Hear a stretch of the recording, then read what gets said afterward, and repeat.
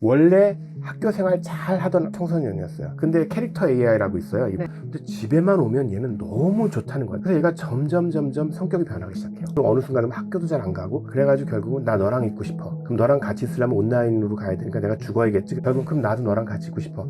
AI가 막 알려줘서 죽었습니다. 아, 실제 발생한 네, 일이니까? 발생한 일이에요.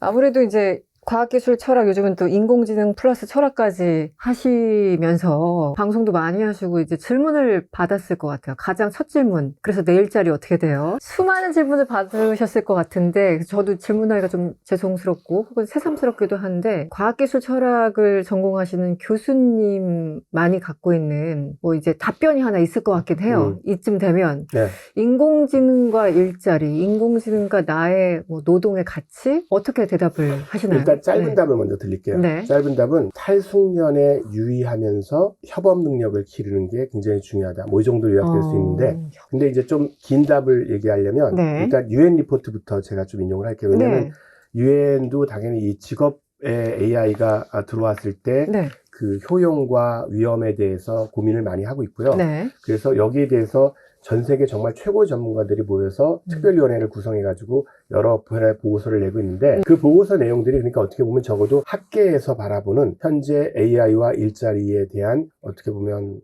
콘센서스? 물론 이제 바뀔 수 있습니다. 네. 그렇지만 그거라고 볼 수 있는데, 여기서 주목할 점이 많은 분들이 AI가 내 일자리 다 뺏고 나는 그냥 기본소득이나 받으면서 살아야 되는 거 아니야, 이런 네. 얘기 하시는데, 적어도 그 UN 보고서의 결론은 그렇지 않습니다. 아, 그렇습니까? 그리고 학계의 일반적인 결론도 그렇지 않아요. 근데 조심할 점은, 그렇다고 일자리 사라지는 게 없느냐, 그런 건 아니고요. 이 UN 보고서가 일자리 소멸을 최대한 30% 정도로 보고 있어요. 크죠. 엄청나게 크고 크죠. 그 사람들한테 타격이지만, 네. 갑자기 사람들이 다 일자리 잃고 기본소득, 그건 아니라는 거예요. 네. 현재 상태에서는 그 AI를 잘 활용해서 자신의 업무 역량들을 높일 수 있는 사람과 네. AI 활용을 잘 못하는 사람들 사이에 소득 격차나 사회적인 중요도의 격차가 생길 수 있고, AI 디바이드, 네네. AI 격차라고 네네. 있는데, 여기에 대비해야 된다. 그럼 대비를 어떻게 해야 되냐? 그걸 좀 구체적으로 얘기하면, 직업이 아예 없어지는 것들은 그렇게 많지 않을 거라고 얘기해요. 네. 당분간은. 네. 그렇지만 직업이 뭘 의미하느냐? 되게 이제 직업과 그 직업을 구성하는 직능을 구별하잖아요. 네. 그래서 교사. 그럼 네. 교사 업무는 굉장히 다양하잖아요. 학생들하고 대화를 통해서 문제점을 고쳐주는 거, 시험을 출제하고 시험 평가하고 학부모하고 대화, 굉장히 많을 거잖아요. 그래서 핵심은 직업 자체가 사라지고 등장하고, 이거 물론 일어나겠지만 그거보다는 UN 보고서의 일관된 메시지는 이 직능 변화에 초점을 둬야 된다. 네. 교사라는 직업은 여전히 살아남을 거예요. 네. 의사도 변호사, 우리가 알고 있는 직업들은 대부분 살아남겠지만, 그 직업을 하기 위해서 필요한 역량이 뭐냐, 어떤 능력은 꼭 가지고 있어야 되냐, 이거의 집합은 바뀔 거라는 거죠. 그 전까지는 요구되지 않았던 능력이 추가로 요구될 수도 있고, 그 전까지는 굉장히 중요한 역량이었는데 이제는 AI 시키면 너무 쉽게 하니까 그렇게 중요하지 않게 될 수도 있고, 직능의 변화에, 업무의 변화에 집중해야 된다. 이게 이제 메시지입니다. 그러면 왜 이런 결론들이 나왔냐를 보면요, 이게 시사적인 최근 리포트가 있는데, 오픈 AI에서 나와서 굉장히 시사성이 높습니다. 오픈 AI에서 그 보고서를 주의할 점은, 오픈 AI는 당연히 자기네들의 이런 생성형 인공지능이 산업적 가치가 높고 굉장히 유용하다는 걸 강조하기 위해서 쓴 리포트예요. 그렇겠죠. 그렇지만 이 사람들이 굉장히 큰 회사이기 때문에 거기다 거짓말을 쓸 수는 없습니다. 다만 자기들한테 유리한 것들을 강조했죠. 그래도 이제 어떻게 보면 그 책임 있는 자세를 취해야 되기 때문에 맨 마지막에는 리미테이션도 같이 얘기를 했는데, 이게 굉장히 시사적입니다. 자, 이 사람들이 아주 구체적으로 질문을 던졌어요. 이게 단순히 그냥 뭐 인공지능 시대에 일자리는 없어지냐 이렇게 묻는 게 아니라, 미국 GDP의 기여를 가장 많이 하는 산업군을 고른 다음에 그 산업군 중에서 AI를 많이 활용해 가지고 굉장히 효과가 좋을 산업군을 이제 고르고, 그 다음에 그 분야 전문가들을 불러다 놓고 이 분야에서 굉장히 중요한 어떤 질문들, 능력들을 확인할 수 있는 테스트를 고안해낸 다음에, 이 테스트를 현 단계에서, 미래가 아니고 현 단계에서 챗GPT도 시키고 제미나이도 시키고 지금 잘 나가는 인공지능한테는 다 시켜본 거예요. 그러니까 일종의 경쟁을 한번 해본 거죠. 그러니까 아주 구체적으로 지금 산업에서 중요한 영역에서 인간 전문가들을 대체할 수 있을까? 이걸 질문을 한번 해본 거죠.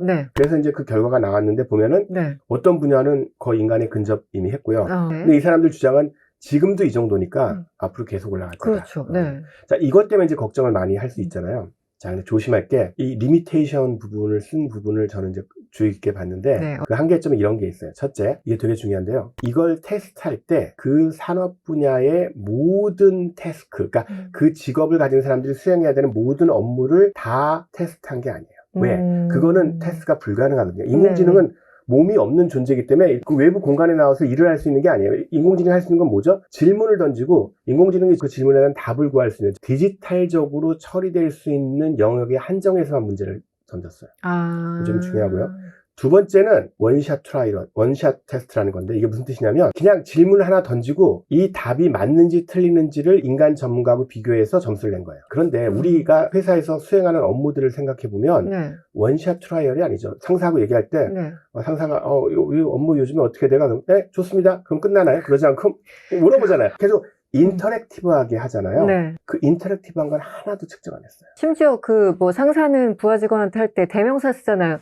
그거 뭐 잘 되고 있어 이렇게 하니까. 그거 절대로 못해요. 이 테스트가 얼마나 한계가 있는지를 보여주는 네. 거예요. 근데 오해는 하지 마시고 네. 인공지능이 이 한계를 극복 못할 거라고 말씀드리는 건 아니에요. 네네. 극복하겠지만 상당한 정도 시간이 필요하다는 거죠. 왜냐하면 첫째, 우리가 하는 업무 중에서 상당히 많은 부분은 디지털적으로가 아니라 사람들이 직접 만나서 커뮤니케이션하고 협의하고 논의하는 그런 업무들이고 그 다음에 그 업무가 원샷 테스트로 끝나는 게 아니라 상당히 인터랙티브하게 오랫동안 하는 업무들인데 네. 이런 부분들을 인공지능이 하기는 당분간 상당히 어렵다. 어렵다. 그래서 이게 재밌는 게 있는데요. 제프리 힌튼 교수 네네. 굉장히 유명한 네. 분이죠. 이분이 2015년에 네. 당시에 미디어에 엄청 크게 보도된 주장을 했습니다. 그게 뭐냐면 이제 딥러닝으로 인공지능 엄청 발전하고 있으니까 네. 방사성 진단 의사, 그러니까 뭔가 이렇게 디지털 이미지를 보고 그 훈련 그만둬야 된다. 그 의사 훈련 시킬 때 돈 엄청 들거든요. 네. 그러니까 그 돈을 사회가 부담해야 될 이유가 없다. 그 AI가 훨씬 잘할 텐데 네네. 지금 당장 그만두기 시켜야 된다. 10년 전에 그 주장을 10년 하셨어요? 전에 그런 주장했어요. 자, 그러면 진짜 그 의사들이 없어졌느냐? 아닙니다. 최근에 재밌는 리포트가 하나 나왔는데요. 네. 그 의사들이 올해 연봉이 올랐대요, 그 사이에. 이상하지 않아요? 근데 걸까요? 조심할 게 네. 그 사이에 분명히 판독 인공지능의 성능은 엄청 올라갔습니다. 그랬겠죠. 근데도 그 직업도 사라지지 않았어요. 이유가 지금 제가 방금 말씀드린 오픈 AI의 그 테크니컬 리포트하고 정확히 일치해요. 그 이유가.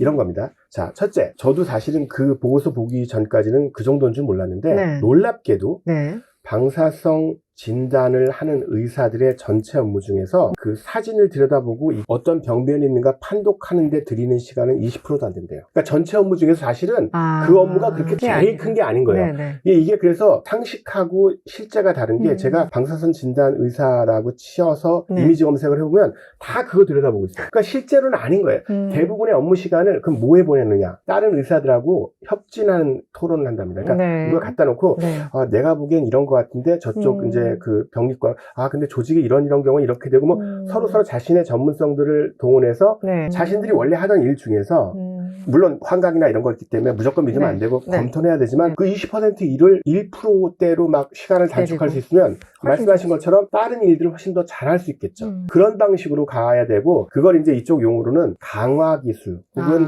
이네이블링 테크놀로지라고 해요. 사람을 하던 일들을 그냥 대체해버려서 이 사람의 일자리를 뺏는 게 아니라 이 사람과 결합해서 훨씬 더 많은 일을 훨씬 더 효율적으로 훨씬 더 만족스럽게 하도록 이 사람 능력을 강화시키는 이 사람 좀 더 능력 있는 사람으로 만들어주는 이네이블링 테크놀로지로 인공지능 기술이 활용돼야 된다. 그게 지금 대체적인 어떤 컨센서스예요. 이게 분야별로 정말 다를 것 같은데요. 뭐 미술을 하는 사람과 뭐 요즘 진짜 엄청난 작품들 많이 나오더라고요. 인공지능이. 근데 그렇다면은 그림 그리는 우리 화가분들은 사라지는 걸까? 뭐 이런 그러니까 장르별로 조금 질문 드릴게요. 그것도 하나 있을 테고. 공무원 되면 9급부터 해가지고 막 열심히 일하면 이제 호봉해서 5급까지 올라가는데 그럼 5급에서 예를 들어 9급까지 본다면 누가 가장 먼저 잘릴 것인가? 예를 들면 5급은 월급을 많이 받고는 있는데 개인적으로는 이제 경력, 경험 그런 노하우가 있고 9급들은 경험은 없는데 또 워낙 빠릿빠릿 예를 들어 기계를 다루는 기술은 좋고 그렇다면은 그럼 중간층이 잘리게 마련인가 인공지능으로 뭐 그런 생각을 합니다. 저처럼 이제 글 쓰는 사람들은 맞아요. 우리는 이제 없어지는 거야. 뭐 이런 생각들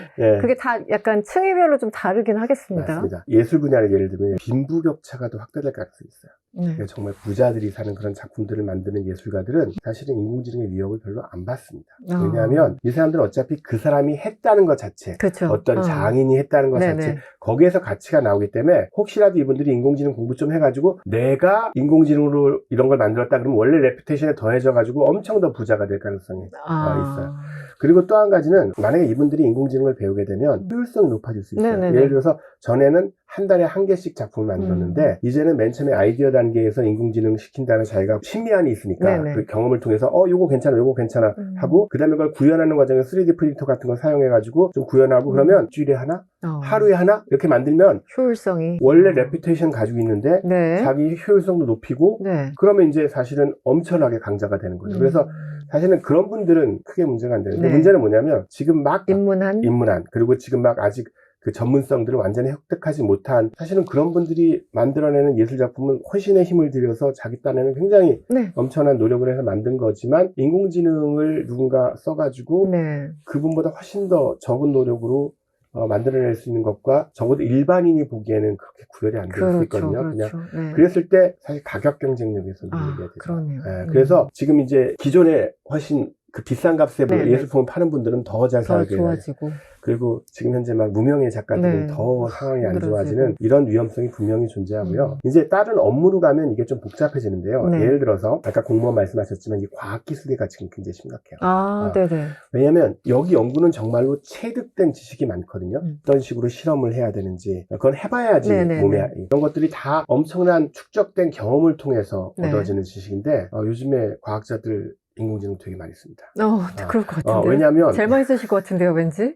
맞아요. 네. 그러니까 그 약간 시니컬하게 말씀드리고 제가 직접 들은 얘기예요. 어떤 분이 그 대덕연구단지에서 꽤 네. 그 큰 센터를 그 운영하시는 분인데 네. 이분이 이런 말씀하시더라고요. 되게 똑똑한데 가끔 멍청한 짓을 해요. 네. 그래서 자기가 고쳐줘야 돼. 헌신해서 있으니까 그렇죠, 당연히 그렇죠. 막 네. 없는 레퍼런스 막 달기도 하고 그렇지만 자기가 시키는 일을 토달지 않고 이거 안 되는데요? 그거 안 될 것 같은데 이런 거 안 하고 그냥 네. 무조건 하고 네. 밤새도록 일하고 그래서 군말 없이. 군말 없이 그런데 돈은 안 줘도 되고 전기값만 내면 되는 그런 포닥을 그냥 공짜로 쓰고 있는 느낌. 진짜. 이게 무서운 얘기입니다. 네. 이미 그 분야의 전문성을 가지고 있는 사람이 인공지능을 쓰면 업무 효율이 훨씬 더. 엄청 높아져. 얘가 헛소리하는 거 잡아낼 수 있고, 그 다음에 그쪽 말고 이쪽으로 가서 좀 조사해봐. 이렇게 뭔가 전체적인 방향을 이렇게 조정할 수 있기 때문에 효율성이 엄청 높아져요. 근데 제가 그분한테 이런 질문을 던졌어요. 센터장님 센터에 처음 갓 들어온 석사과정 1년 차에게 네네. 인공지능 쓰라고 하시겠어요? 5초 동안 말씀을 못 하시더라고요. 그러더니 그거는 안 될 것 같다. 왜냐면 보세요. 그 친구가 그런 연습들을 하고 막 좌충우돌 그런 연습을 하고 네. 논문도 읽어보고 막 깨지기도 하고 그 다음에 위에 선배로부터 조언도 듣고 해야지 그 분야의 전문성을 획득할 텐데 처음부터 인공지능 써버릇하면 이 사람은 자신 분야의 전문성을 획득할 기회 자체를 잃게 되는 거예요. 완전 의존증. 그렇죠. 네네. 그리고 우리 두뇌가 신경 가소성이라는 게 있어서 네. 어떤 인지 능력을 안 쓰면 다른 인지 능력이 그 자리를 대신 차지해 버리거든요. 그러니까 예를 들어서 책을 갖다가 여태까지는 어떻게든 힘들어도 읽어가지고 요약을 해버릇했는데 인공지능 시키면 너무 잘하잖아요. 그 자꾸 시켜버릇하면 교수님 중에서도 그런 분들이 있어요. 나 요즘에 책을 못 읽겠다. 책 읽어도 요약이 잘 안 된다고. 무슨 말씀인지 너무 잘 알 것 같아요. 그러니까 그게 왜 그러냐면 우리 두뇌가 이게 제한된 공간이기 때문에 책을 읽는데 사용되던 부위를 사용을 안 하면 다른 부위가 그래서 유튜브 요즘 도파민 쇼츠 거기한테 침범당하는 거예요. 이거는 그 신경과학적으로 굉장히 잘 알려진 현상이에요. 그러니까 이 말을 우리의 전문 능력에 적용하면 설사 전문가들조차도 자신이 원래 인공지능 시키지 않고도 할 수 있었던 일을 인공지능을 계속 시키면 탈숙련이라는 게 일어납니다. 디스킬. 그래가지고 그 일을 잘 못하게 돼요. 그래서 아까 탈숙련을 얘기하셨군요. 그리고 전문성을 처음에 획득해야 되는 친구한테 처음부터 인공지능을 쓰게 하면은 아예 그 전문성을 획득할 기회 자체를 발달해요. 그래서 되게 복잡한 문제가 생기는 거예요. 그러니까 이 문제를 해결하는 방안이 간단하지가 않아요. 왜냐하면 그럼 인공지능 쓰지 말아야 될까요? 인공지능 쓰면 너무너무 효율적인데요. 아까 말씀드렸지만 인공지능 쓰는 사람과 안 쓰는 사람은 경쟁이 안 됩니다.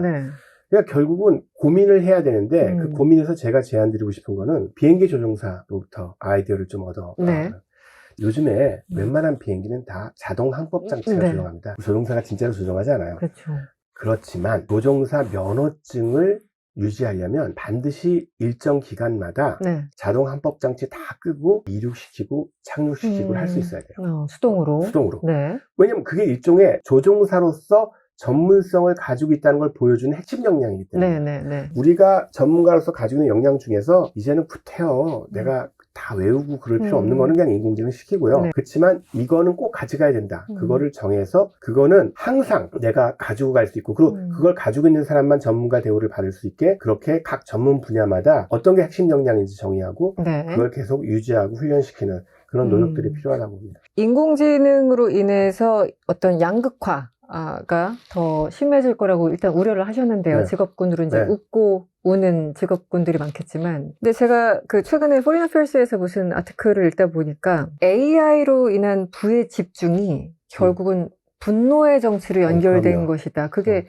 딱 그 이미지가 예전에 19세기 초반에 그럼요. 1800년대 러타이트 운동 있지 않습니까? 그럼요. 그래서 여기에 대해서도 분명히 이제 철학적으로 고민을 하실 텐데 양극화 심해지면 당연히 인공지능이 나한테 해준 게 뭐야? 그리고 저거 잘 활용한 사람들만 더 배부르게 사네? 박탈감, 소외감, 내 소득도 줄어들고 여러 가지 사회적인 문제가 일어날 것 같거든요. 그렇죠. 네. 그 부분 진짜 중요해요. 왜 네, 중요하냐면 특히 이제 이 첨단 기술에 대해서 굉장히 낙관론을 펴시는 분들은 이런 말씀 많이 하세요. 당연히 첨단 기술이 처음에 들어올 때는 네. 그 기술의 투자금들을 회수해야 되니까 잘 사는 사람들이 훨씬 더 이득을 많이 보고 그 다음에 그것 때문에 일자리 잃고 뭐 여러 가지 문제가 생기니까 당연히 빈부격차가 일시적으로는 벌어질 수 있다. 네. 그렇지만 궁극적으로는 전체 부가 다 네.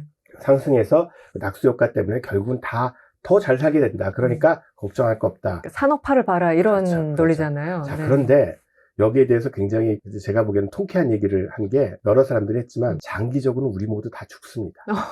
그러면 장기적으로 모두 죽으니까 네. 그 중간에 우리가 어떤 과정을 거쳐서 삶을 사는지는 하나도 중요하지 않다고 얘기하는 거 똑같아요. 무슨 말이냐면 이런 겁니다. 물론 장기적으로는 뭐 100년 단위로 보거나 그러면 전체 부가 상승할 가능성이 있어요. 그렇지만 그 중간에 사는 사람들은 너무너무 고통스럽고 피폐하고 그러면 아까 말씀하신 굉장히 거기에 대해서 저항하고 사회가 불안정해지고 사회 전체가 굉장히 나락에 갈 수가 있거든요. 네. 실제로 산업기술과 관련된 여러 저서에서 지적하고 있는 게 뭐냐면 그게 꼭 바람직하다는 건 아닌데요. 네. 그 예전에 왕정 시기에 많은 왕들이 그 자동화 기술의 도입을 일부러 억제한 적이 있어요. 법률 같은 걸 해가지고 이런 기술 쓰지 말아라.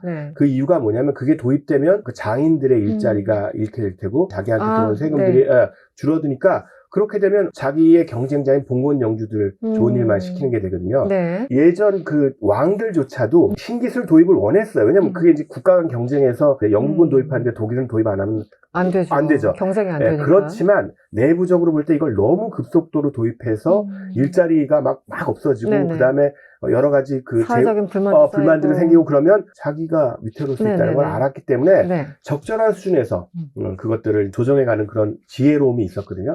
사실은 빅텍들을 포함해서 인공지능 기업도 그런 게 필요하다고 봐요. 우리 뭐 투자 받아가지고 좋은 기술하고 우리가 뭐 억지로 쓰라고 했냐? 너희들이 쓴 거 아니야? 근데 그렇게 볼 게 아닌 게 지금 현재의 인공지능 기술 개발이 어마무시한 돈이 투자되고 있고 그 어마무시한 돈에 대한 리턴, 보상에 초점이 맞춘 방식으로 인공지능 기술 개발이 이루어지다 보면 이런 빈부격차 확대라든가 수많은 문제가 발생할 수 있고 그 문제에 대해서 자기들은 책임이 없다는 식으로 그건 뭐 너희들이 선택한 거다 이렇게 나갔을 때 사실은 엄청난 백래시가 올 수가 있어요. 그래서 여기에 대해서는 작년에 노벨 경제학상 받으신 세무글루 교수가 굉장히 좋은 지적을 했는데 역사적으로 볼 때 기술이 엄청 혁신적인, 흔히 파괴적 혁신이라고 하죠. 그런 파괴적 혁신적 기술들이 도입되는 과정에는 거버넌스가 적절하게 있었는가에 따라서 두 가지 전혀 다른 결과가 나왔다는 거예요. 사회적으로. 즉 뭐냐면 그 혁신적 기술을 통해서 생산성이 높아지는 건 다 똑같아요. 왜냐면 그게 혁신적 기술의 특징이니까. 근데 그 높아진 생산성의 그 혜택들을 이제 골고루 나눌 수 있는 그런 어떤 윤리적 거버넌스. 그다음에 그걸 독점해가지고 자기가 막 혼자서 향유하려는 그런 세력들을 견제할 수 있는 기량 권력이라고 하는 것. 그런 것들이 잘 조성된 때에는 뭐 전기라든가 수소처럼 인류 복지가 엄청 그분이 얘기하는 쉐어드 웰페어, 그러니까 공유된 복지가 엄청 증진했는데 그에 비해서 그런 일들이 안 일어나고 그 혜택이 특정 그 네, 집단에만 세력들한테. 그럴 때는 오히려 인류의 복지 수준이 떨어졌어요. 대표적인 게 농업이에요. 농업이 처음 등장했던 지역의 네. 고고학적 그 증거들을 보면 농업 덕분에 생산성이 엄청 증가했는데 그분들 돌아가신 뼈들을 보면 상태가 안 좋아요. 아, 영양 부족 뭐 이런 영양 겁니까? 부족, 그다음에 네네네. 엄청난 노동. 어떻게 보면 농업으로 인해서 엄청나게 더 많은 곡식들이 생산이 됐는데 네. 그 곡식을 가지고 이제 권력층들이 네. 훨씬 나쁜 노동 조건들을 네. 권력이 없는 사람들한테 강요하고 그걸 가지고 피라미드 같은 거 지은 거죠. 소위 말하는 그 사회적 수용성 그 부분을 말씀을 그럼요. 해주시는 거군요. 네. 그러니까 이게 역설인데 네. 전체 생산량은 당연히 상대가 안 되게 농업 사회가 많죠. 그렇죠. GDP 숫자로 올라가는. 그렇죠. 네. 그런데 그냥 평균적인 어떤 여기 너무 부가 집중됐기 때문에 아. 오히려 떨어진 거예요. 교수님 최근에 이제 뉴스 보면 외신에서 그런 기사들 가끔 봅니다. 범죄자가 있어. 예를 들어 얘가 산불을 냈어. 그래서 범죄자를 잡았는데 뭔가 증명해내야 되잖아요. 경찰 혹은 이런 데서. 걔네 집을 압수수색했더니 인공지능과 대화를 하면서 나는 불나는 거 보면 너무 기분이 좋아서 뭐 이런 거 기사 보였을 것 같은데요. 사람의 범죄 이력 혹은 단서가 될 만한 게 다 인공지능 그 대화창에서 나왔더라. 그만큼 의존도가 높아지는 것 그렇죠. 같은데 어떻게 보세요? 이제는 더 이상 그냥 인공지능의 위험이 아니라 현실화된 네네. 사례들이 엄청 많이 나오고 있고요. 그래서 그 용어도 있습니다. 학술 용어는 아직 아닙니다. 네, 이건 네. 조심해야 되는데 AI 정신병이라고 해요. AI 사이코시스라고 해서 이건 네. 대중매체 용어입니다. 그러니까 이게 정말로 무슨 DSM 같은 의학사전에 등재된 건 아니에요. 아니고요. 그렇지만 이 현상이 워낙 심각하고 널리 퍼져 있기 때문에 이제 붙인 이름이죠. 네. 이게 어떤 이유 때문에 만들어졌는지를 이해하는 게 되게 중요한데요. 네. 최근에 아주 상징적인 사건이 있었어요. 챗GPT를 5.0으로 업데이트를 하면서 샘 알트만이 여러 인터뷰에서 뭐라고 얘기했냐면 아첨을 좀 줄였다고 얘기했어요. 이게 무슨 뜻이냐면 그 챗GPT 4.0, 4.1 이런 때는 생성형 인공지능마다 너무너무 스타일이 달라요. 좀 테크니컬한 용어로 하면 얼라이먼트를 다르게 시켜놨어요. 네. 그래서 예를 들어서 제가 뭘 질문하면 답이 나와요. 그 다음에 제가 근데 이런 점들을 좀 더 설명해줘. 그러면 재미나는 참 좋은 질문이다. 그러고 설명해줘요. 챗GPT는 난리가 납니다. 어떻게 그렇게 똑똑한 생각을 했어요? 좋은 질문이에요. 좋은 질문 훌륭해요. 기가 막힌 시각이에요. 네. 그런 게 아첨인 거예요. 갑자기 으쓱해요. 막 맞아요. 자존감 높아지고. 네. 자, 그거를 사실은 일부러 그런 거예요. 왜냐하면 지금 챗GPT하고 제미나이 사용자 수가 압도적으로 챗GPT가 많거든요. 네네. 그렇게 아첨을 많이 하는 게 사실은 그 구독자를 늘리는 굉장히 좋은 방법이어서 그렇구나. 아첨을 많이 했어요. 네. 자, 흥미로운 게 이게 왜 AI 정신병하고 연결되냐면 최근에 이렇게 아첨을 많이 하다 보니까 진행자께서 말씀하신 그런 문제가 생겨나는 거예요.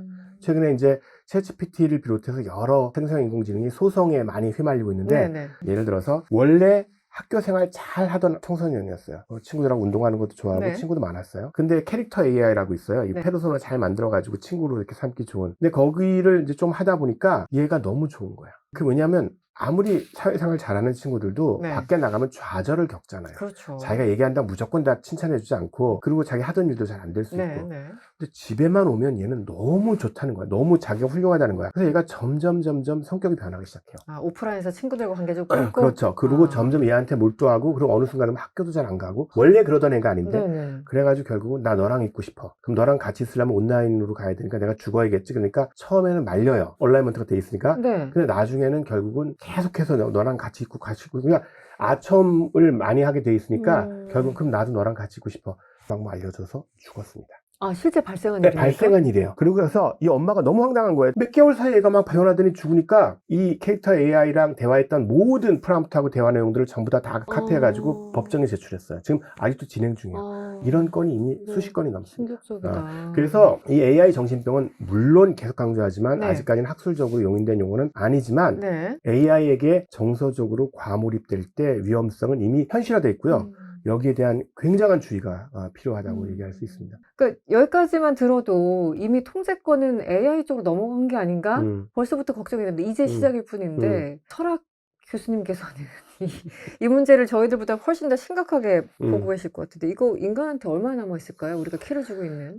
제 생각에는 제도적 노력이 필요하고요. 네. 개인적 노력과 제도적 노력이 결합돼야 된다고 생각해요. 무슨 뜻이냐면 많은 경우에 사람들이 누가 억지로 보라고 그랬어? 네가 한 거 아니야. 그러니까 네가 잘했어야지. 그 얘기가 원칙적으로는 맞아요. 그렇지만 보세요. 제 개인적 경험을 하나 말씀드릴게요. 네. 제가 유튜브 프리미엄을 했었어요. 옛날에. 네. 근데 한 2, 3년 전에 한번 끊은 적이 있어요. 근데 이유가 제가 말씀드리려고 하는 포인트랑 연결이 되는데요. 저는 나름대로 제가 필요한 내용만 네. 왜냐면 유튜브에 정말 좋은 내용이 많고 네. 알고리즘이 너무 좋아서 제가 관심 있는 걸 정말 잘 추천해 주잖아요. 요즘 애들이 보는 식으로 이렇게 쇼츠를 계속 이렇게 넘겨가면서 보는 게 아니라 네. 하나 보고 뭐 보고 싶은지 좀 판단해서 또 하나 보고 나름대로는 네. 선별력을 발휘해가면서 본다고 자부하고 있었어요. 네. 통제권. 네, 네. 통제권을.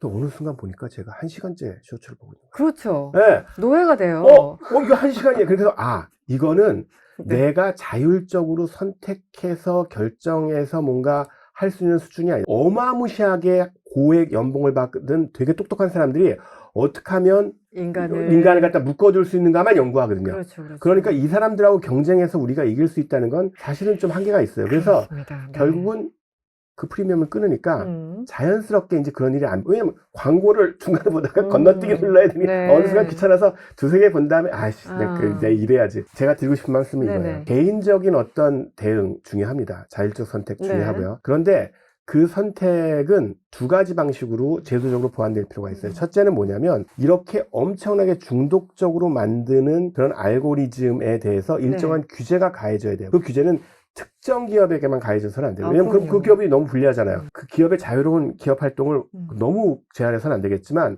예를 들어서 적어도 너무 중독성이 강한 어떤 알고리즘들은 중간에 이렇게 좀 끊어준다든가 네. 아니면 좀 다른 어떤 형태의 에코챔버 같은 것들을 막을 수 있는 방안들을 빌트인 시킨다든가 그런 걸 이제 요구를 해야 되고 필요하다면 내가 보고 싶은 어떤 그 콘텐츠들에 대해서 자율권을 훨씬 더 향상시킬 수 있는 내가 고르지 않았어도 예측 못하는 걸 한 20% 보여줘 뭐 이런 것들 내가 선택할 수 있게 그런 제도적인 노력들이 이루어져야 되고요. 그 다음에 개인적 수준에서도 자기 자신을 구속시키는 노력들이 필요해요. 일단 프리미엄을 끊어야 됩니까? 그럼 그러니까 요점은 뭐냐면 네.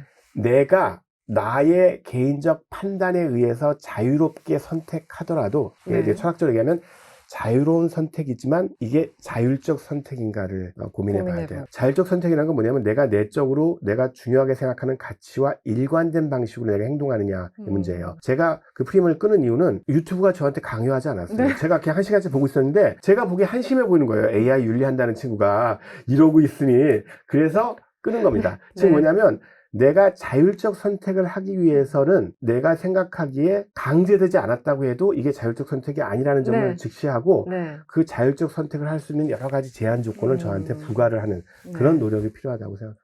갑자기 교수님을 성찰하게 만들었군요. 예. 교수님 갑자기 또 이 질문이 떠올랐어요. 최근에 알트머니 성인물 만들겠다고 그렇죠. 뭐 할 수 있지 않느냐라고 얘기를 그냥 떳떳하게 하더라고요. 이거 어떻게 보세요, 교수님? 그러니까 그게 원칙적 수준의 판단과 현실적 판단이 좀 다를 것 같아요. 무슨 뜻이냐면 원칙적 수준에서는 표현의 자유가 있잖아요. 그리고 우리가 영화 등급제도 있죠. 그러니까 어떤 내용들의 콘텐츠를 사회적으로 용인 가능한 수준에서 그게 물론 너무 지나치게 극단적인 뭐 인종차별이나 뭐 생체 실험을 막 하는 그런 걸 보여주는 건 안 되잖아요. 그러니까 그런 어떤 바운더리 내에서는 성인적인 대화들을 하는 챗GPT를 따로 만들고 다만 중요한 건 성인 인증 확실히 해야죠. 사실은 그거 제대로 안 했거든요, 여태까지. 그런 것들을 철저하게 지킨다면 우리가 성인 그 19금 영화 보는 걸 유지하는 것처럼 가능하다고 봐요. 그렇지만 현실적인 문제가 있어요. 현실적인 문제가 뭐냐면 샘 알트만이 왜 지금 그 얘기를 꺼내는 거예요. 그 말은 여태까지도 왜 안 하다가 지금 하겠냐는 거예요. 그거는 여태까지는 그 얘기를 안 했던 이유가 있어요. 여태까지는 사람들을 중독시킬 필요가 있었거든요. 상업적 이해관계로. 일단 끌어들이는. 그때 성인물을 거기다 막 집어넣으면 당연히 거기 거부감 있는 사람이 있었고 그러니까 대중의 수용성을 확보하기 어렵겠죠. 지금 이미 충분히 사람들을 많이 모았고 그 다음에 투자자들이 돈 달라고 내 돈에 대한 이익금 내나 이러고 있거든요. 압박 엄청 있어요. 이게 되게 재밌는 건데요. 오픈 AI가 1년에 돈을 얼마나 버는지 아세요? 어마무시하게 법니다. 그런데 매년 5조 이상 적자를 냅니다. 투자자들 회수금 때문입니까? 아니에요. 새로운 AI 만들고 유지하고 개발하고 하는데 돈이 너무 많이 들어서 그래서 지금 사실은 계속 적자예요. 근데도 계속 투자금이 들어오고 있어요. 미래를 보고. 아마존도 한참 동안 적자였잖아요. 똑같은 거예요. 투자자들이 돈 벌어오라는 압박을 하는 거예요. 그러니까 이런 사업들을 연장하려고 하는 거거든요. 그래서 저는 샘 알트만의 말 자체는 원론적으로 동의할 수 있지만 그러니까 자신들이 그렇게 할 거면 정말 훨씬 더 충실하게 연령 제한도 확인하고 네. 인증도 많이 하고 그 다음에 AI가 일으키는 여러 가지 사회적 문제에 대해서 자기가 대응도 잘하고 저작권도 좀 지키고 네. 저작료도 주고 이런 것들을 다 해가면서 근데 나 성인 사업할게. 이거는 말이 되지만 그냥 나 성인 사업하는데 문제돼? 이거는 좀 사실은 현실적으로는 무책임한 태도라고 봐요. 조금 결은 다르지만 어쨌든 윤리 문제 계속 좀 질문을 드리면 제가 한 1, 2년 전에 어떤 글을 하나 읽었는데요. AI에 대해서는 아예 뭐 시리즈로 매체에서 이제 그런 글들이 워낙 많죠. 그래서 전문가들이 각자의 의견을 막 경쟁적으로 냈는데 가장 재밌었던 게 그런 거였습니다. 미국은 일단 컴페티션, 자율 경쟁 일단 풀어놓고 일단 시작해. 그래서 어떻게 되나 한번 보자. 약간 이런 분위기로 간다면 유럽은 그때 이미 뭐 인공지능 기본법부터 해가지고 법제화를 어떻게 할 것인가. 왜냐면은 그냥 마치 핵무기처럼 그렇죠. 핵무기만큼이나 위험한 게 인공지능이다 이렇게 얘기를 했지 않습니까? 그래서 너무 위험하고 처음부터 규제를 제대로 하지 않으면 이건 정말 컨트롤이 안 된다. 그렇죠. 그래서 EU는 규제 위주로 좀 가는 그런 분위기. 그런데 결과는 보이지 않습니까? 사회적인 그렇죠. 혼란을 일단 차치한다면 저기 무한대로 경쟁하는 그렇죠. 미국 기업들은 저렇게 올라가는데 올라가죠. 유럽 기업들은 야 우리 규제 때문에 개발도 못하고 이거 뭐야? 그럼 뭐 회사 옮겨 뭐 이렇게 해도 될 수 있고요. 이 딜레마를 어떻게 해결해야 될지 이게 참 어렵습니다. 네, 어려운 문제죠. 네. 그러니까 그러면 미국은 규제 하나도 없고 유럽만 규제가 잔뜩 있느냐? 그렇진 않습니다. 이제 그걸 잘 못 보는 이유가 있는데요. 미국이 연방 국가라는 사실을 사람들이 자꾸 놓쳐요. 미국은 연방법을 함부로 만들지 않습니다. 왜냐하면 각 주마다 워낙 상황들이 달라서 네. 어떤 사안, 특히 첨단 기술과 관련된 사안이 있으면 각 주들이 주 내에 있는 어떤 기업들의 상황들을 고려해서 일단 주법을 만들어서 운용해 본 다음에 그거로 충분하지 않다. 뭔가 연방 수준에서 규제가 따로 필요하다. 그럴 때만 연방법을 만듭니다. 말씀하신 것처럼 AI는 국가 경쟁력과 관련되고 첨단 산업이기 때문에 당연히 연방 수준에서는 법을 당분간 안 만들겠다고 하는 게 바이든 정부 때부터 그냥 기조였어요. 그렇지만 주 단위에서는 AI와 관련된 법이 이미 있어요. 아, 규제를 충분히 하고 있군요. 물론 그렇다고 해서 유럽의 규제 방향과 정확히 일치하지는 않습니다. 네. 유럽 규제 방향은 훨씬 데이터 중심이에요. GDPR이라는 원래 데이터 규제 그 법안이 있었고 그것에서 출발을 해가지고 고위험을 규제하는 AI 기본법이나 그 다음에 디지털 마켓 액트라고 그래가지고 디지털 시장 자체에 전반적으로 규제하는 이렇게 상당히 포괄적인 수준에서 이런 디지털 기술이나 AI 기술이 핵심가치, 특히 기본 인권, 휴먼 라이츠를 위배할 때 그거에 대한 대책들을 확실히 강구하는 방식으로 규제가 이루어졌다면 미국은 훨씬 더 피해 보상이나 문제를 안 일으키는 그러니까 이걸 안전하게 잘 만들어라. 그러니까 이 제품이 큰 피해 안 일으키게 돼 중에 제조물 책임법 비슷하게 갑니다. 이게 진짜 미국식 사고와 유럽식 사고가 적나라하게 드러나는 방향이네요. 그러니까 규제가 미국은 하나도 없고 규제가 유럽만 있다라는 건 틀린 얘기고 다만 그 규제를 하는 방향은 분명히 다릅니다. 그러네요. 결국 우리에게 필요한 거는 우리는 또 유럽도 아니고 미국도 아니잖아요. 그럼 이런 조건 하에서 우리는 어떤 균형을 잡을 것인가 이걸 갖다 연구하는 게 훨씬 더 중요하다고 볼 수 있습니다. 쪽에서 인공지능 기술을 뭐 이제 윤리적인 차원에서 이제 좋은 맥락에서 억제한다고 하더라도 기술은 어쨌든 마치 자가 발전하듯이 하고 그럼 한쪽에서 기술 발전이 있으면 여기서 규제도 이렇게 넘어오고 뭔가 전염병 혹은 바람처럼 이게 잘 될까? 그러니까 굉장히 중요한 지적하셨는데요. 정확히 그 디지털 기술, 특히 온라인상의 존재의 인공지능은 특히나 국제 공조가 이루어지지 않으면 어떤 특정 지역만 규제해가지고는 절대로 성공할 수가 없습니다. 그래서 이 점을 미국, 유럽 다 알고 있어요. 그래서 겉으로는 맨날 싸우고 전혀 아무런 공통점이 없는 거 보지만 물밑 작업들을 하고 있습니다. 예를 들어서 전 세계에서 이 각국의 이해관계가 일치하는 영역, 그게 뭐냐면 안전 문제예요. AI가 국가안보를 위해 하거나 군사적으로 활용되거나 뭐 시큐리티에 요즘에 우리나라도 여러 번 겪었잖아요. 그런 문제들은 다 대책을 강구해야 되거든요. 전 세계 해커 조직들을 막는다든가. 그래서 그런 문제들에 대해서 집중적으로 연구하고 국제 공조를 하는 네트워크가 구성되어 있는데 AI 안전연구소 네트워크라는 게 구성되어 있고 여기는 미국도 들어가 있고 유럽도 들어가 있고 우리나라도 들어가 있어요. 일본도 들어가 있고 여기서는 주로 이런 안전 문제를 어떻게 서로 지식들을 공유하고 제도들을 공유해서 국제적으로 공조를 이뤄나갈까 이런 걸 연구하고 있고요. 그 다음에 이제 아까 말씀드린 AI 제품이나 서비스에선 당연히 미국의 규제는 유럽의 규제와 좀 다른 측면이 있지만 다 있거든요. 그래서 요즘에 하는 게 뭐냐면 상호 인정을 추구하고 있습니다. 이게 뭐냐면 지금은 이런 규제가 단순히 그냥 윤리 원칙 제시하고 이걸 따라라가 아니라 기술 표준으로 가고 있어요. 그래서 인증을 줍니다. 서티피킷을 줘요. 그래서 요런 식으로 이런 거 신경 써서 만들면 얘는 신뢰 가능한 AI다. 얘는 안전한 AI다. 뭐 이런 식의 어떤 인증을 주거든요. 표준 등급처럼. 네, 표준 등급처럼 정확히. 네. 근데 당연히 유럽의 인증제도와 미국의 인증제도가 그 아까 말씀드렸던 문화적 차이 때문에 조금씩 달라요. 네. 그것이 주로 보는 것도 다르고 만족시키는 것도 달라요. 그렇지만 이 둘을 서로 비교 가능하게 만들어서 네. 서로 양보를 하는 거죠. 우리 것 중에서 이거는 절대 양보 못해. 네. 그러니까 이거는 너희들도 지켜. 그러면 나머지 거 서로 안 지켜도 우리 거를 서티피켓을 받으면 인증을 받으면 네. 너희 쪽에서도 그냥 또 추가로 인증 작업을 하지 않아도 그냥 인정해 줄게. 그걸 상호 인정이라고 하거든요. 네네. 이걸 지금 추진하고 있어요. 그리고 이거에 대해서 네. 저는 어렵겠지만 궁극적으로는 이루어질 거라고 봅니다. 이유가 뭐냐면 GDPR이 정확히 그랬어요. 역시 또 인류가 또 마음 먹으면은 해야죠. 그리고 이게 돈이 하긴 되거든요. 왜냐면 그거 만약에 그렇게 안 되면 어떻게 하는지 생각해보세요. 미국의 빅테크들도 지금 유럽이 구글이나 이런 데 엄청나게 과징금 때려가지고 난리 네네. 났잖아요. 네. 그 사람들도 그거 안 맞고 싶을 거 아니에요. 그러니까 서로. 어차피 서로 조금씩 양보를 해가지고 이런 그 트랜잭션 코스트, 네. 이런 사업들을 할 때 비용들을 줄여야 되기 때문에 네. 완벽한 합의는 불가능할 거지만 네. 최소한의 어떤 그런 합의들은 네. 저는 충분히 가능성이 있다고 봅니다. 그럼 마지막으로 좀 질문을 드리고 싶은 게 그 윤리 문제 뭐 연결되는 거기도 하고 사실 이제 가장 극단의 예인데 그 얘기를 많이 하십니다. 이제 전쟁이 났을 때. 그렇죠. 예, 요즘 뭐 드론 이미 인공지능 기술 많이 인천에서, 쓰고 예. 그래서 인공지능이 우리가 데이터 입력한 대로 이렇게 그냥 따라주면 괜찮지만 얘네들이 자가 발전해서 그렇죠. 저 목표물을 죽여 하면 거기에 주변에 민간인들이 1000명이든 10,000명이든 그 한 명을 위해서 네. 그러니까 그 인공지능의 부작용 군사와 결합했을 때 이거는 진짜 핵 문제처럼 문제가 심각한 거 아니야? 그 엄청 문제는 정말 합의가 필요합니다. 네. 근데 그 그 합의가 부분은- 좀 쉽지가 않아요. 그걸 이제 지칭하는 용어가 있거든요. 자율형 살상무기라고 해서 LAWS, Lethal Autonomous Weapons 그렇게 얘기합니다. 이제 이게 LAW만 보면 로저. 법이 그러니까 되네요. 이제 그게 약간 펀이에요.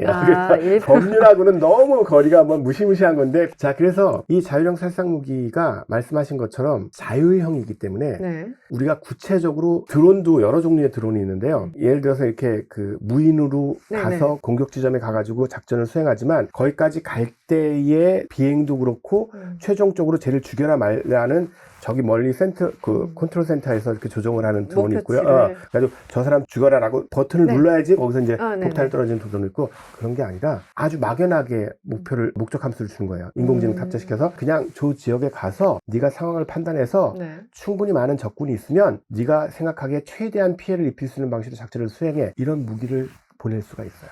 너무 위험하죠. 너무 위험하죠. 네. 왜냐면 거기에 민간인이 엄청나게 있을 수 있고. 네네. 그래서 이미 이 자율형 살상무기 시대에는 민간인 군인 구별이 무의미해졌다는 말이 나오는 이유가 정확히 그래요. 실제로 지금 저 이스라엘 하마스 전쟁이나 우크라이나 러시아 전쟁에서 민간인 피해가 엄청나게 큰 이유도 그렇습니다. 그거거든요. 그 드론이 가가지고 자기가 목표로 타겟했던 어떤 에리어가 있을 때 거기에 군사시설 말고 민간인이 있어도 네. 이제는 그냥 막 때려버리거든요. 무차별. 예전에 민간 한 명만 있어도 약간 사람이 고민하는데 그러니까 고민하는데 얘네들은 지금은 고민을 할 수 있는 능력을 가진 존재가 아니고 그렇게 만들지도 않아요. 왜냐하면 그러면 효율성이 떨어지니까. 그래서 여기에 대한 규제가 반드시 필요합니다. 그 규칙은 당연히 국제적으로 논의를 통해서 만들어져야겠죠. 이걸 만드는 데가 이제 유엔의 특별위원회가 있어요. 그걸 네. 다루는. 근데 여기에서 지금 한 발짝도 못 나가고 있어요. 왜냐하면 거기에 당연히 어떤 국가가 들어가 있겠어요. 인공지능 잘하는 국가와 못하는 국가. 뭐 잘하는 국가들이 많이 들어가 있는데 뭐 네. 러시아, 중국, 미국, 뭐 유럽 다 들어가 있는데 이런 나라들 입장에서는 지금 인공지능이 굉장히 비대칭 전력이잖아요. 네네. 아주 작은 걸로 엄청나게 비싼 걸 터뜨릴 수 있으니까. 그러니까 이런 상황에서 자기 손목을 자기가 수갑을 채우고 싶지 않은 거예요. 그렇죠. 그래가지고 계속 상대방이 절대로 받아들일 수 없는 조건을 던지면서 계속 질질 끌고 있습니다. 계속 판을 깨면서 서로 회의가 안 되는 안 되는 상황이군요. 상황이에요. 예. 아니 정말 그 핵 문제 NPT처럼 다뤄야 된다는 말이 계속 생각이 나는데 그렇지 않으면은 누가 어떻게 될지 인공지능에 정말 우리 지배당하는 거 아니야? 약간 뭐 이런 생각이 들고요. 네, 제가 네. 약간 기대를 갖는 건 이건 그냥 가능성인데요. 네. 핵무기 감축 조약이나 이런 게 이루어진 시기를 보면요, 핵무기를 막 개발할 때는 아니었어요. 그러니까 미국이 먼저 핵을 개발하고 따라가지고 소련이 개발하고 당시에 이럴 때는 군축 얘기 이런 거 전혀 없었습니다. 네. 개발할 거 다 개발하고 저 무기들을 한참 구축한 다음에 흔히 얘기하는 이걸 다 터트리면 지구가 그냥 두 쪽이 나는 네네네. 그런 핵 억지력이 생겨난 다음에 야 우리가 파국은 막아야 되지 않겠냐? 그때 되니까 이제 이게 생겨났거든요. 지금 제 생각에는 이 네. 자율형 살상 무기에 대한 합의가 이루어지지 않는 이유가 네. 지금 인공지능이 이머추어 테크놀로지이기 때문이에요. 아직 완성된 기술이 아니기 때문에 근데 이제 완성이 되는 과정에서 우리가 다 죽을 수도 있죠. 인공지능의 완성이란 건 어디까지? 그러니까 인공지능 개발 국가들은 이게 그래도 웬만큼 내가 통제하고 그 다음에 내가 우위를 점하고 내가 할 수 있는 건 다 해보는, 그러니까 내 손목에 수갑은 안 채운 상태에서 할 수 있는 건 다 한 다음에 그때 합의해보자, 이렇게 생각한 것 같아요. 오늘 마무리하면서 교수님, 어쨌든 AI를 우리는 이제 부정할 수 없고 그는 완전하게 진짜 그 실체를 인정해야 되고 결국은 인간이 어떻게 활용하느냐, 그래서 다 같이 잘 사느냐 다 같이 죽느냐 뭐 이런 논의를 본격적으로 좀 해야 될 시기이기도 하고 약간 늦은 것 같기도 하고요. 마지막으로 한 말씀 좀 부탁드리겠습니다. 저는 이 점을 꼭 명심하셨으면 좋겠어요. 그 되게 첨단 기술에 대해서 약간 숙명론적으로 생각하는 경향들이 있는 것 같습니다. 그렇게 말씀하시는 분도 많고요. 야, 어차피 네가 좋아하든 싫어하든 인공지능은 이렇게 갈 수밖에 없어. 받아들이든 아니면 그냥 저항하다가 장렬하게 전사해. 절대로 그렇지 않습니다. 제가 공부해본 바로는 기술의 역사를 보면 수많은 선택의 순간이 있었고요. 어떤 방식으로 이런 자동화 기술을 개발하느냐, 기술적으로 어떤 방식으로 이걸 사회에 도입하느냐, 제도적으로, 그 다음에 개인이 이 기술을 어떤 방식으로 활용하느냐, 이런 수많은 선택들이 존재하고요. 이 선택을 얼마나 잘하느냐에 따라서, 그리고 아세모글루 교수가 강조하는 것처럼 얼마나 기량 권력 잘 만들고 윤리적 거버넌스를 얼마나 잘 만드는지에 따라서 인공지능이 인간과 훨씬 더 생산적으로 평화롭게 공존하고 협력하는 길은 열려 있습니다. 그래서 우리의 선택과 우리의 행동이 중요하지 숙명론적으로 다 결정되어 있으니까 우리는 그냥 따르면 되는 거 아니야? 절대로 그렇지 않다는 점을 꼭 명심해 주시기 바랍니다. 좌절하지 말자. 그리고 잘 활용할 생각을 해서 공존하자. 이 말씀까지 들어봤습니다. 지금까지 한양대 이상욱 철학과 교수님과 함께했습니다. 오늘 말씀 고맙습니다. 감사합니다.